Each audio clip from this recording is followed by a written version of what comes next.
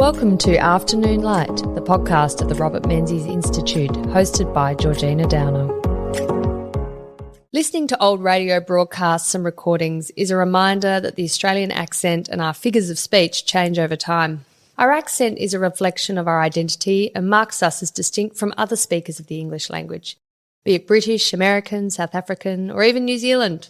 Australians on the radio 80 years ago sounded much more British than they do today. Multicultural Australia and levels of education and cultural trends all contribute to the way we sound. Joining me to discuss the history of the Australian accent is Associate Professor Amanda Laugesen, who is Director of the Australian National Dictionary Centre at the ANU. Welcome to Afternoon Light, Amanda. Thanks so much, Georgina.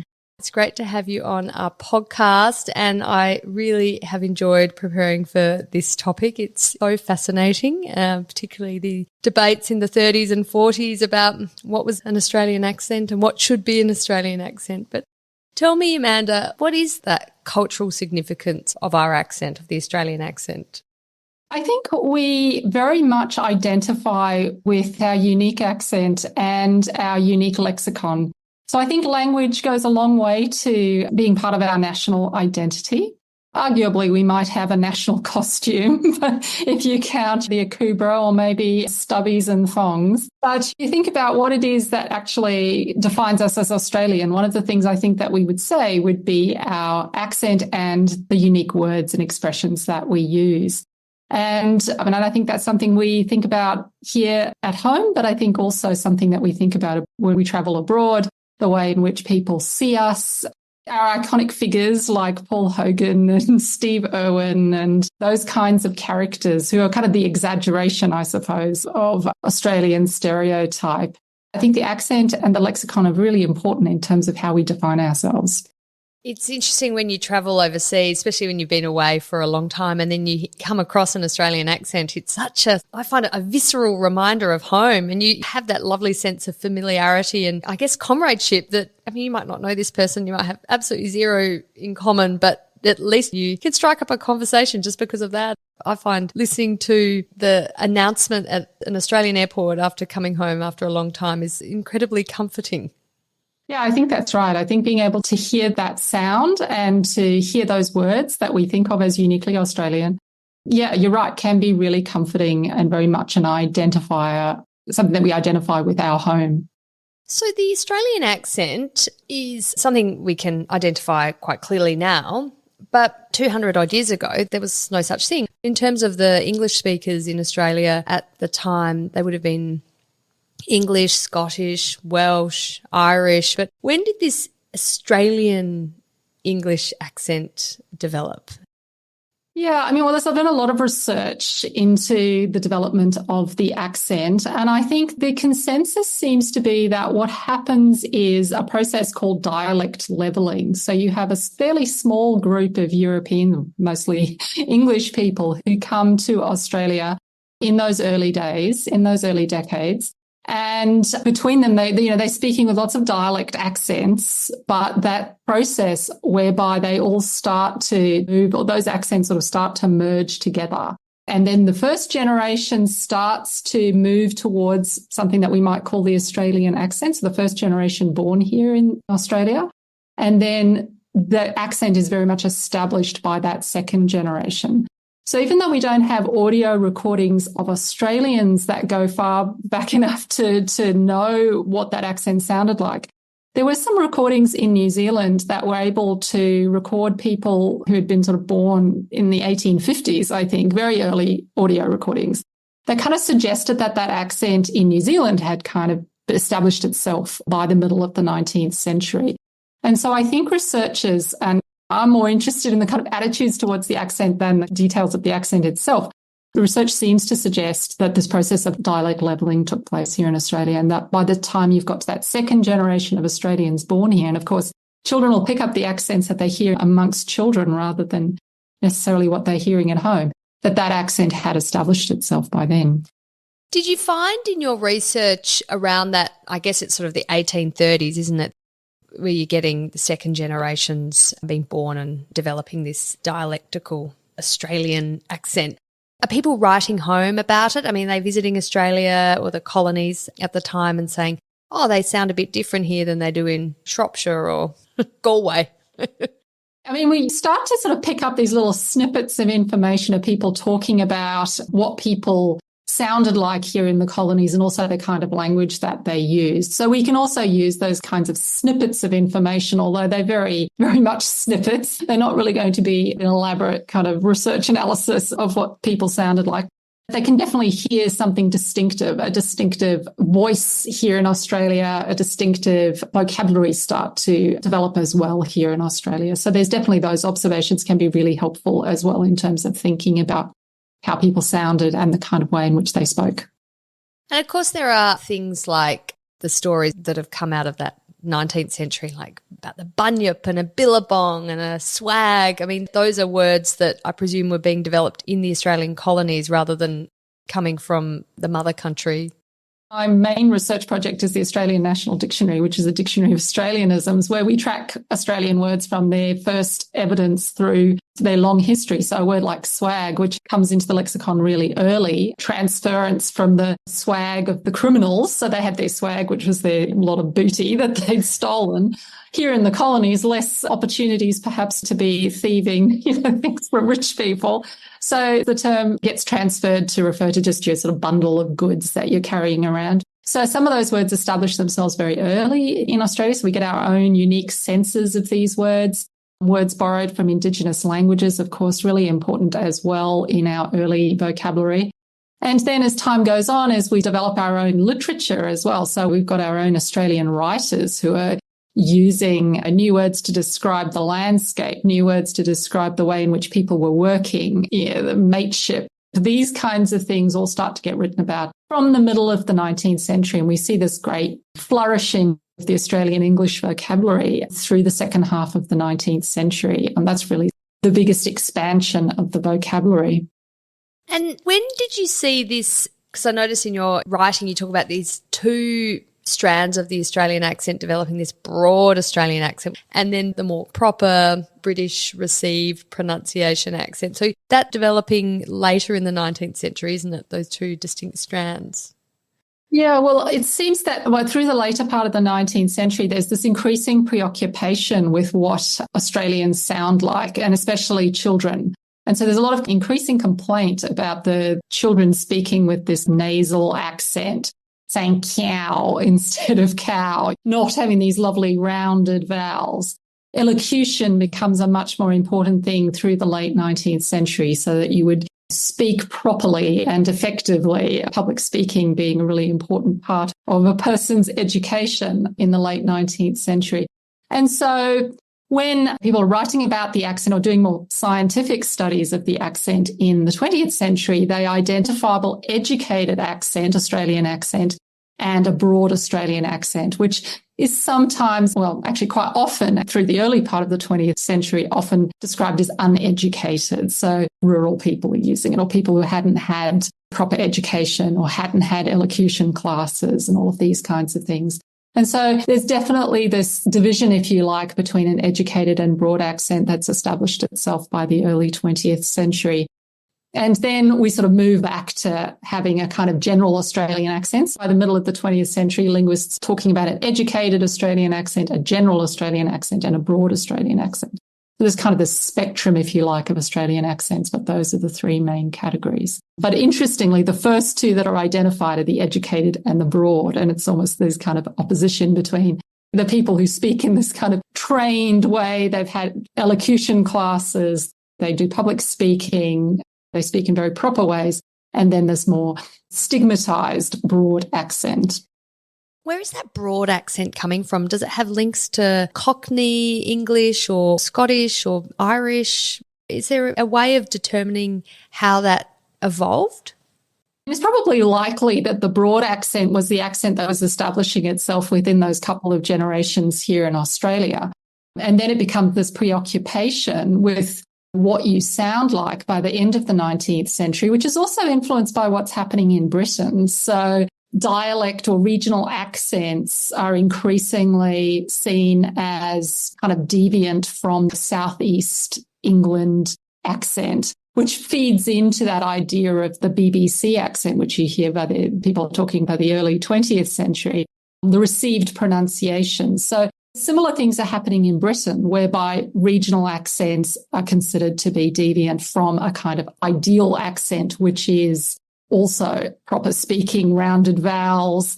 I'd say it would be what the royal family would sound like, but, that's not necessarily the case, I guess, in the early part of the 20th century.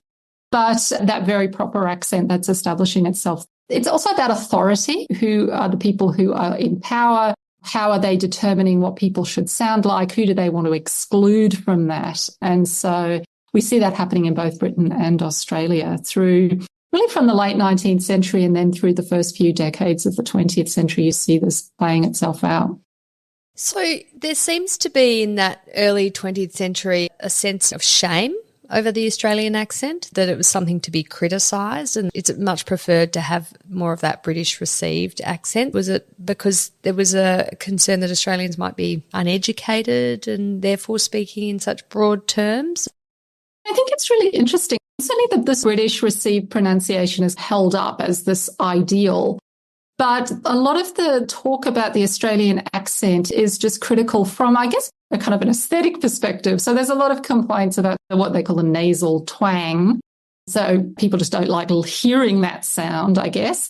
Slurring of words. There's a lot of that kind of language. So talking about slurring, talking about a slovenly way of speaking, the fact that you're not articulating yourself well enough.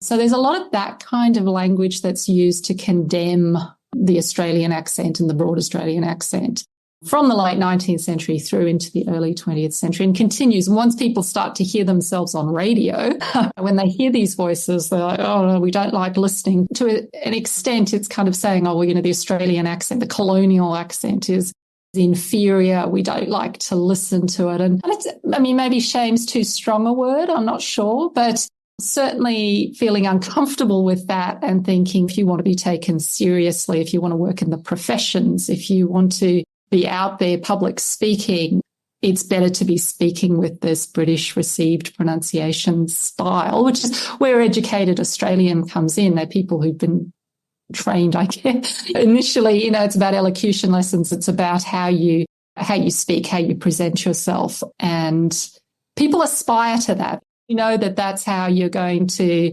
succeed in a career. Then you'll train yourself to speak that way as well. So there's a sort of an active effort not to sound like you might naturally sound, to sound a little bit more proper and British rather than to use that colloquial language that you might at home. So do people have sort of almost a home voice and then a public speaking voice? I know even people who are older than me, but who would have gone to school in the 1960s, said that went to private schools in the 1960s, who said that they were given elocution training at school as well. So probably something you naturalize quite early on in your life. This public speaking aspect of it, I think, is really important, and what's considered to be an important part of your education if you're going to be successful in life. I was chuckling reading some of the criticisms of the Australian accent and the reasons why the critics thought that the Australian accent was as it was. Was it an elocutionist? Hard word to say, isn't it? Elocutionist. Alexander Watson, in his book Speak Out, The Common Sense of Elocution, was he blaming the croaking of frogs in Australian ears for an Australian voice that copied their strident persistency?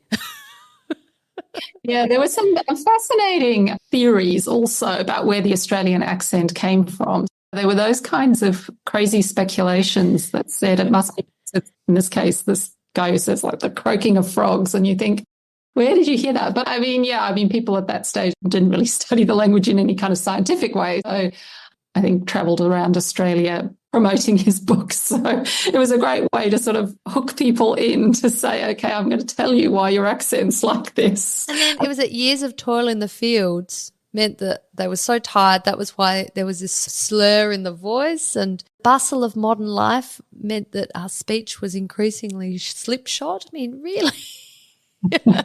So we were so exhausted, and we had these frogs kind of ringing in our ears, and we were a bit lazy because we were Australians. So therefore we sounded the way we did. And I think there was this really interesting thing where it was linked into character. And that idea of laziness and slovenliness is repeated so many times in some of that early writing about the accent and public attitude towards the accent. I think it's really interesting that it was kind of saying something about your character if you spoke like that, which hence the appeal, I suppose, of improving the way you spoke, of taking elocution lessons or learning how to public speak. Amanda, did you find, though, that this was a kind of elite level conversation in a way, or was this permeating all sort of stratas of society? Because, I mean, if you were a labourer labouring in a field or, shearing in the shearing sheds, did you care at all that your accent was broad and not BBC English? Well, I think, there certainly would have been people who wouldn't have. And of course, when you think about, the other interesting element of all of this is that the kind of quintessential Australian figures at the time are the bushmen and the bullocky drivers, and they all speak with a broad accent and use colloquial language. So there is that interesting kind of irony to all of that the kind of quintessential Australian figures are about as far from this as you can get. But I think it was about aspiration. If you did want to go into the professions, if you did aspire to work in certain places, then improving the way you spoke was important and was something that you would do. Whether how many people that affected, I don't know, but that would have been what it was about. It was about whether you wanted to get ahead, particularly in the professions. So radio is introduced in Australia in 1923, and that has quite a big impact on the standardisation of the Australian accent, doesn't it? I think the interesting thing about the introduction of radio is that it's really reflecting those voices back to people. Yeah. A way that they had not heard before. Yes, you might go hear a public speech, or you might hear your fellow Australians speaking around you, but it really made people think about their accent, think about what an Australian voice sounded like. One of the most interesting things I think about some of the letters to the editor of radio magazines and so forth at the time through those early couple of decades was people had the same complaints about the sort of lazy, nasal, slurring accent. They didn't like that. But they also didn't like it if the accent was too BBC, too British, too plummy. That was not seen to be authentic either. So I think that's one of the really interesting elements of all of that. So people did want to hear an Australian voice, sort of, but they didn't want to hear the broad accent. But they were happy, for the most part, to hear an educated Australian accent. And so if you got too far into the BBC, very British sound, that also could lead to people complaining about it. So I think that's really interesting. And of course, they don't want to hear American. They're not very keen on American voices either. Not that there were many, certainly not on the ABC, maybe some on commercial radio, but people weren't very keen on that either. The ABC, the Australian Broadcasting Corporation, it seemed to play quite a cultural leadership role, didn't it, in terms of what was acceptable Australian English or not, and who was allowed to be a broadcaster on their radio programs, and the type of accent that that person would have seemed to be quite defined, didn't it, by the ABC? Yeah, and of course the ABC is still our national broadcaster and still really important, but I think in a much more limited media landscape back then, the ABC was just centrally important and very much the ones who would kind of set the tone and set the standard. And well, I guess just like the BBC in the UK too, wasn't it? Yeah, that's correct. Yeah, it's a public broadcaster. It's not commercial, so it's not subject to the kind of whims or other demands that the commercial stations were getting in the early days. And certainly for the ABC, having an educated accent was centrally important. You might receive training if you were a broadcaster on the ABC. So that was really an important part of the way they presented it. And it didn't become, you weren't hearing a great many diverse voices. But of course, if people were interviewed, because I think some of the politicians of the time would be interviewed and then their accents would be not necessarily the perfect educated Australian accent. It varied quite a bit.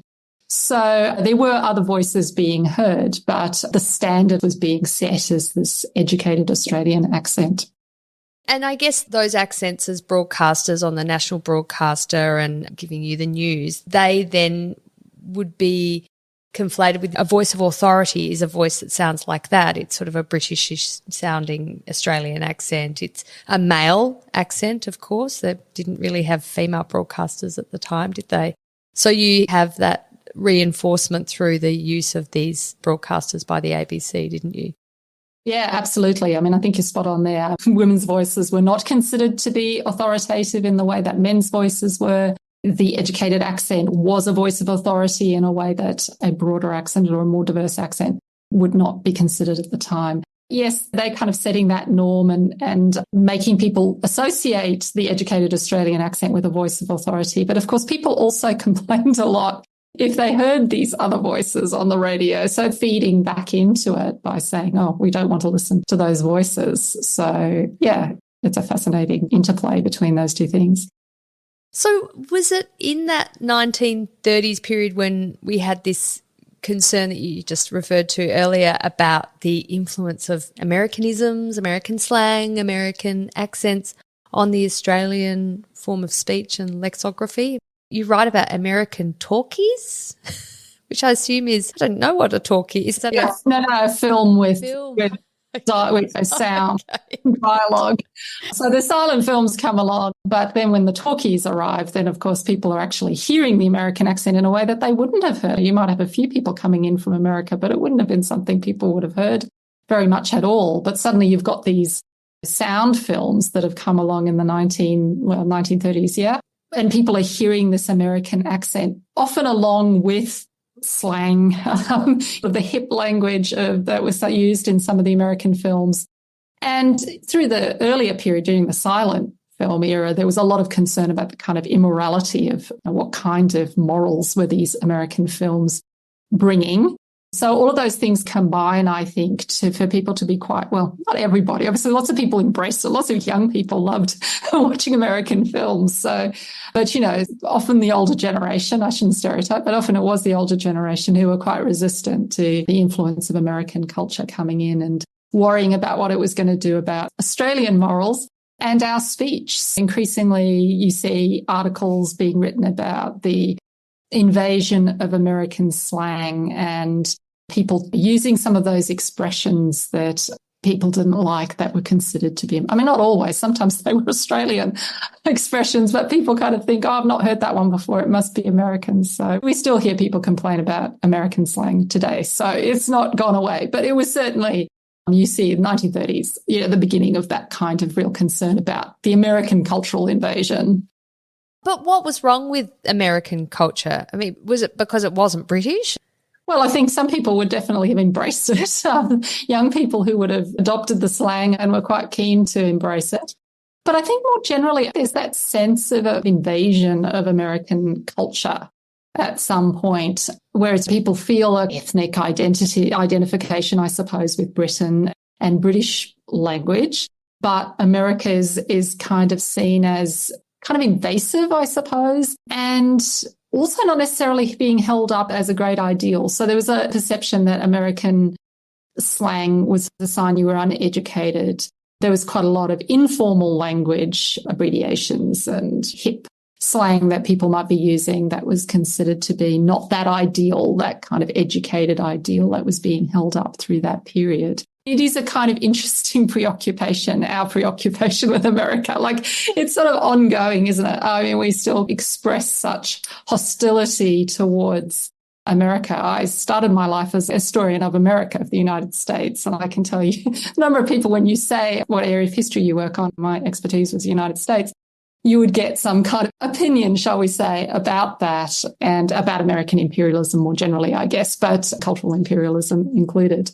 But I think it is interesting. I mean, I still think that sort of British is sort of held up as this ideal, like British way of speaking, British accent in a way that, America's not ever gained any kind of traction that way. And I guess also this sense of we're part of that stage, say the 1930s, the British Empire, and the challenge to the cultural dominance of the empire is coming from the United States as a very successful economy, cultural exports. And so there was a defensiveness perhaps about threats to Britishness, and the British soft power was really in abeyance as opposed to what was coming out of America.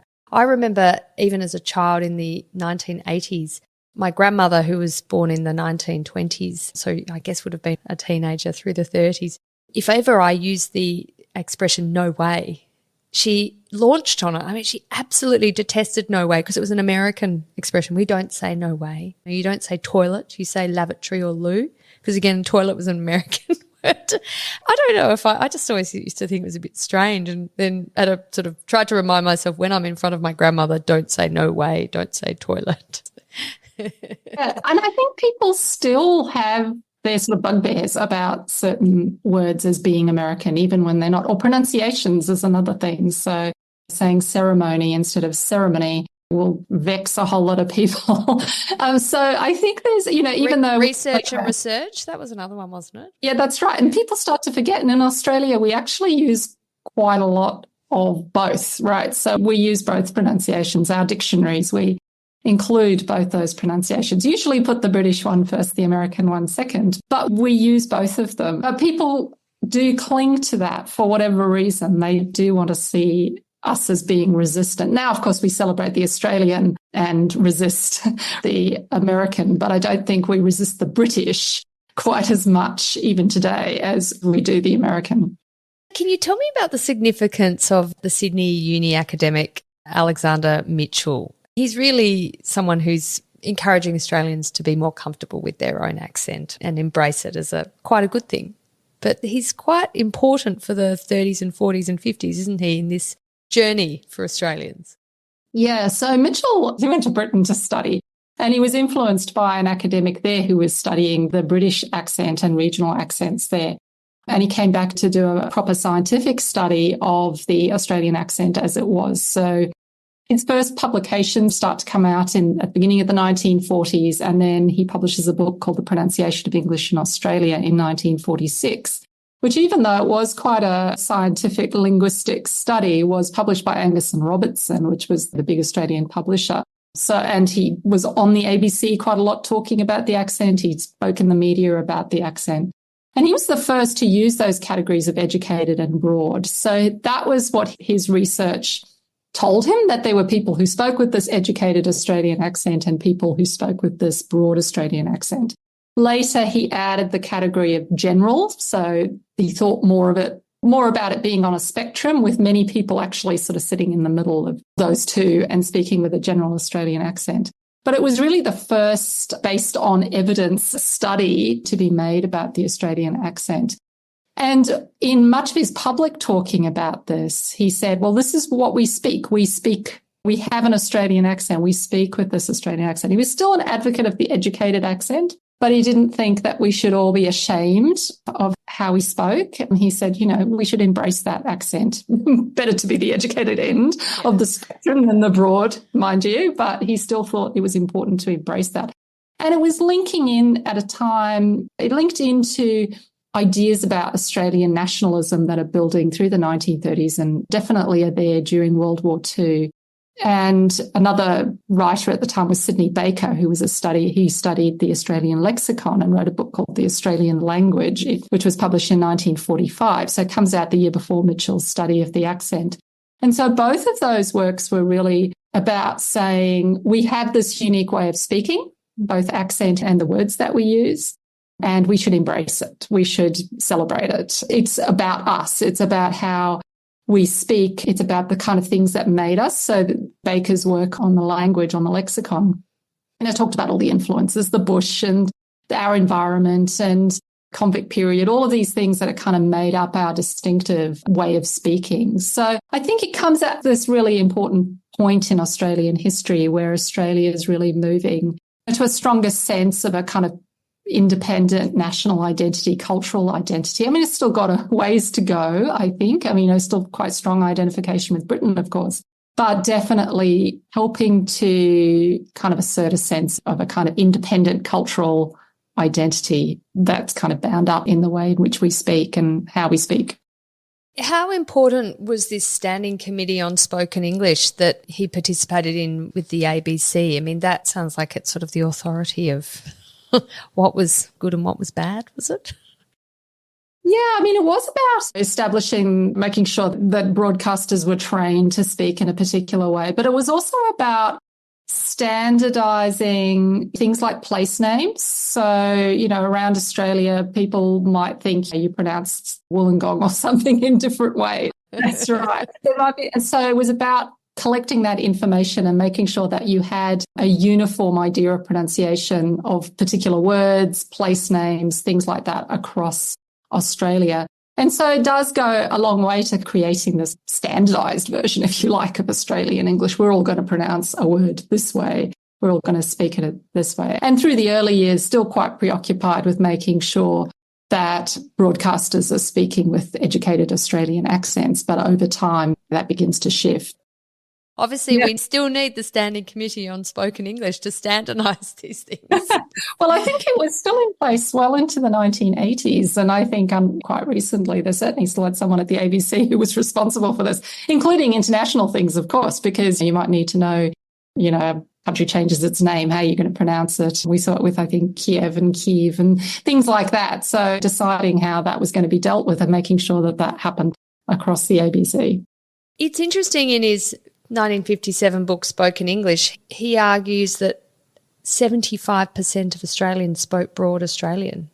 So this educated Australian or general Australian accent was still very much the minority. So that broad Australian that might have been because of the influence of the croaking of frogs or our lazy, slovenly existence, it was actually basically the Australian population. Yeah, that's right. I think that was part of the reason why the general Australian category got added in, because there was more people sitting in that general to broad category than were sitting in that educated Australian category. One of the people whose voice we have a lot of recordings of is, of course, Robert Menzies, and a great interest to this podcast, as you can imagine. And Mitchell, he holds up the Menzies voice, doesn't he, as a good example of educated Australian English. Was there a reason why? I mean, what was it about Menzies' voice, do you think, an accent that was considered to be so good? Yeah, I mean, it's always interesting going back and listening to recordings of people. They sound so English, don't they? Yeah. And they sound so different to voices that we would hear today, regarded of educated, broad or otherwise. I think certainly he was held up as a best example of the educated Australian accent. I think he certainly would have had admiration for the way in which Menzies spoke, a fine public speaker, but perhaps also because he thought people would know, like that would be an example that you could actually say, here's a really fine example of educated Australian, a public figure that people certainly admired, probably, certainly as a speaker. So I think it was probably the case that Menzies could be an example that everyone could kind of know what he sounded like in a way that many other public figures perhaps weren't as familiar. I wonder, though, if it would have been seen as a bit partisan too, because Menzies is Prime Minister at the time when he's saying this, isn't he? And so you're saying, oh, well, the Prime Minister, the leader of the Liberal Party, he's the perfect Australian educated accent. But Arthur Calwell, terrible, or, Doc Evatt, terrible. I mean, was that the... Yeah, I don't know if he was trying to ingratiate himself at some level. I do know that there was, back in the 40s, I think Menzies was asked what he thought of Mitchell's work in terms of saying that we all embrace our Australian accent. And Menzies himself said that Australians should embrace the national colour of the voice. So we should be willing to accept our own unique Australian voice, but we should still be careful not to be too slovenly in our speech. So maybe he just approved of Menzies' opinions on Australian English as well. Perhaps a mutual appreciation there. When did that cultural cringe around our accent start to dissipate? Was it something that you observe in the 50s and 60s, or are we still struggling with it? I don't think we are. But I think that's a really interesting question, because you could kind of see that early stuff by Mitchell and people like Baker to say, okay, we have our unique way of speaking, we have our unique language that we use as being an important part of that process. And also the embrace of Australian literature, Australian art, all those kinds of things that come along with that in that period. But I think it's really in the 60s and 70s that you really see a significant shift. I've read quite a bit of, memoirs and writing by people who were on the stage through that period. And they said voices, the theatrical stage, really started to shift in that time, in the 1960s and into the 1970s. You were suddenly hearing a whole diverse range of voices. And you've got playwrights like Alec Buzo and David Williamson who are really embracing Australian themes that they write about, but also those Australian voices on the stage. And you're hearing that also in television. So a great deal of diversity in voices in television. And those strictures that say all broadcasters ought to sound the same, I think starts to change as well through that period. And so you're hearing a much more diverse, and there's a much more diverse media landscape, I guess. So you're hearing a lot more diversity in terms of the kinds of voices that you hear. But along with that, you've got those quintessential Australian figures, the ochre, coming along in the 1970s as well, who are kind of like rudely Australian, right? They're using bad language, the Bazza McKenzie and people like that who are really just totally rejecting. And is that the first time in the 70s when we start to hear the broad Australian accent in broadcast on television, on the radio? Is that where it becomes acceptable to broadcast that, or is it only broadcast then in a sort of derogatory way? I mean, that's a really interesting question because, I mean, I think arguably you've sort of got those broad voices going back to the sort of Dad and Dave radio programs and the movie version of They're a Weird Mob, which I think is, must be the early 1960s, also has these working class Aussie figures in that movie as well. So those, and Hollywood films, Chips Rafferty and people like that who used quite a broad accent. So they are around. And I mean, arguably even the ochre figure, he was a caricature. He was a kind of exaggeration of this figure. But I think it was going some way to certainly increasing the diversity of those voices, but perhaps also normalizing those voices and a lot of people embracing the ochre. I mean, we look back on it now and think, oh gosh, like, you know, so kind of extreme and sexist and all the rest of it. But certainly at the time, a lot of people kind of like to embrace the ochre because it was such a yours to Britain and to other figures of authority and all of those kinds of things. So by the time you get to the 1980s, we really just have this great diversity of voices that we hear on radio, on television, on stage, and less preoccupation, I think, less of a kind of preoccupation with no, you can't speak like that. Still, people will complain about pronunciation or accent, but I think most of those, we're no longer devoting whole pages of newspapers to a debate about what's a proper Australian accent. Even so, though, I mean, as a child of the 80s, I don't really remember very, very strong, broad Australian accents on the ABC, for example. All the broadcasters of that, people like Laurie Oakes, they all sounded pretty educated Australian English, a certain tone of voice. And yeah, I mean, I agree with that. And I think it is interesting because that broad accent, even today, kind of continues on as a performance thing. It's that we know, we might even embrace or endorse, but we wouldn't necessarily ourselves want to speak that way, I think. You saw these sort of characters like Alf on Home and Away, who's often held up as sort of like the new, not the new ochre, but, you know, he uses like flame and galah or those kinds of expressions, which we know is kind of quintessentially Australian, but how many of us actually use them? I mean, there might be some people who certainly do without it being self-conscious or ironic. Well, and it's interesting, I just reflect on more recent personalities who use those really Australian colloquialisms. Like Kevin Rudd used to use them quite a bit, but with an educated Australian accent at the same time, which also sounded a bit incongruous. Yeah. Well, that's true as well. I mean, so there's this question about authenticity. Yes. So Bob Catter, some of the Jackie national Lambie. can embrace that kind of language quite effectively because it is of a piece with their political persona. But for others, it can be a bit, as you say, incongruous that you just think, well, why are they using that? Why are they using those expressions? And then they get accused of being inauthentic, of course, because they're just putting it on. That's trying to make it. Amanda, I'm very interested in the role multicultural Australia has had to play on our accent. I mean, we've had waves of migration, of course, for 250 years, but and particularly in the 50s, we see a lot of Eastern, Southern Europeans coming into Australia and then migrants from Asia in the 70s and 80s. And now we're seeing these days a lot of migrants, say, from China and from India coming. How does that influence the Australian accent and the Australian slang and lexicography? And that's a really interesting question. I know that there is work that's being done at the moment on looking at the diversity of Australian accents amongst migrant communities. There's a lot of work that's been done on Western Sydney. So it'll be really interesting to see the results, so that there are some distinctive accents that are being used in particular places with high levels of migrant communities, like Western Sydney. It's the one I can think of where a lot of work has been done in recent times. But I think for the most part in Australia, the idea of Australian English was so powerful, and the idea that you should assimilate yourself into that. I think we had a very strong assimilationist culture through the middle of the century when the Eastern European and Southern European migrants were coming in after World War II. That much of it was about, well, firstly, speaking English, but then speaking Australian English, ideally more educated than broad. So there was some preoccupation. We don't want recently arrived migrants learning English and then speaking too much slang and things like that. So you do see some preoccupations with that.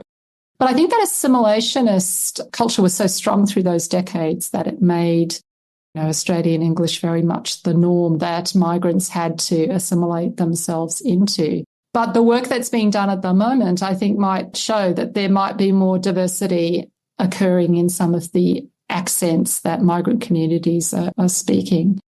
I mean, you see in popular culture too, in portrayals of, say, children of Italian migrants having a particular Australian accent it is Australian English they're speaking, but it has a flavour that would be different from the accent you and I would have.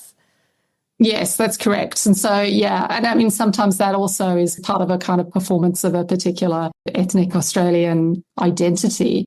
And those kind of programs like Acropolis Now and Wogs Out of Work are kind of a great example of that. So, yeah, there's definitely that diversity at the sort of local and community levels. But I mean, I think it's interesting to think about whether that's actually had an influence on the dominant Australian accent. And I'm not sure that it has, but that may change in future generations. But we'll wait and see whether it does. I think the reality is the accent does keep changing, doesn't it? Even in my lifetime, your lifetime, it has changed. I listened to recordings from the early 80s. People do sound quite different, even in the space of 40 years. And it's just, I guess, the nature of our society and the influences coming from overseas. As people who come to Australia assimilate, we also assimilate as Australians, don't we? Yes, that's right. Well, Amanda, it's been absolutely fascinating having this discussion. And I really appreciate you coming on Afternoon Light and sharing all your insights and research with our audience.